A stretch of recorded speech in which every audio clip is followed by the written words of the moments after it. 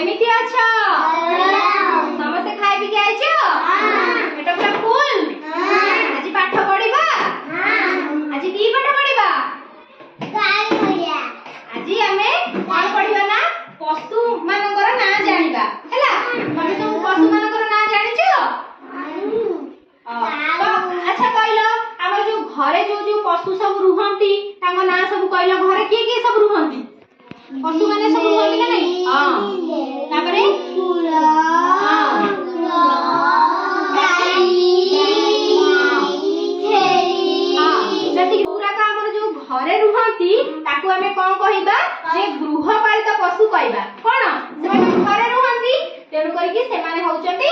गृहपालित पशु आ जो माने सब वन जंगल रे रहउछंती सेमानकु कोन कहिबा वन्य प्राणी बोली कहिबा कोन कहिबा वन्य प्राणी ताले जो माने सब जंगल रे रहउछंती ताको ना कहलो दी तीनटा के जानछ हाथ देख जंगल रे रहउछंती कहलो दीटा ना जंगल रे सब के रहंती गाई जंगल रे गाई रहंती बाघ बाघ हाथी भालू सिंह ताले से विषय में जी पढिबा हला आउ मु तम मानकु सब चित्र देखाइबी तम माने कहिबो जे आर ना कोन ए पशुर नाम कोन हला ताले कुह एटा की पशु गाई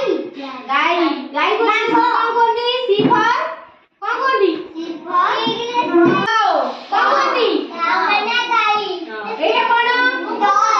कुकुर कुकुर को इंग्लिश में कोन कोंदी डॉग एटा कोन बिलाई बिलाई बिलाई को इंग्लिश में कोन कोंदी कैट एटा कोन माकड़ माकड़ को इंग्लिश में कोन कोंदी मंकी एटा कोन को छेड़ी एटा छेड़ी नो एटा हला मेंढा मेंढा को इंग्लिश में कोन कहंती छेड़ी एटा कोन एटा हला घुसुरी घुसुरी को इंग्लिश में कोन कहंती पिग माने एटा कोन गध एटा हउची गध गध को इंग्लिश में कहंती डंकी एटा कोन घोड़ा घोड़ा को इंग्लिश में कौन कहती हॉर्स एटा कोन हां छेली रा इंग्लिश होची गोट माने छेली एटा कोन कैमल ओट को इंग्लिश में कौन कहती कैमल मु जानि देली हां वन्य प्राणी जानिबा जो माने कोन रे रुहंती हला एटा कोन सिंह सिंह को इंग्लिश में कौन कहती लायन एटा कोन बाघ को इंग्लिश में कौन कहती टाइगर एटा कोन हाथी को इंग्लिश में कौन कहती एलिफेंट एटा कोन एटा हला जिराफ एटा हला जेब्री एटा कोन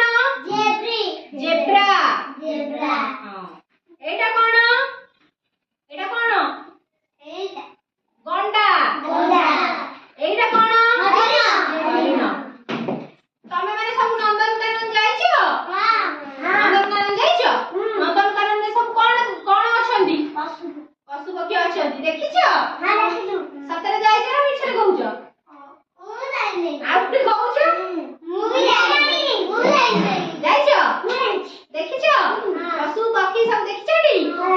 सेठी हमर सब पशु पक्षी अछंती नंदनकानन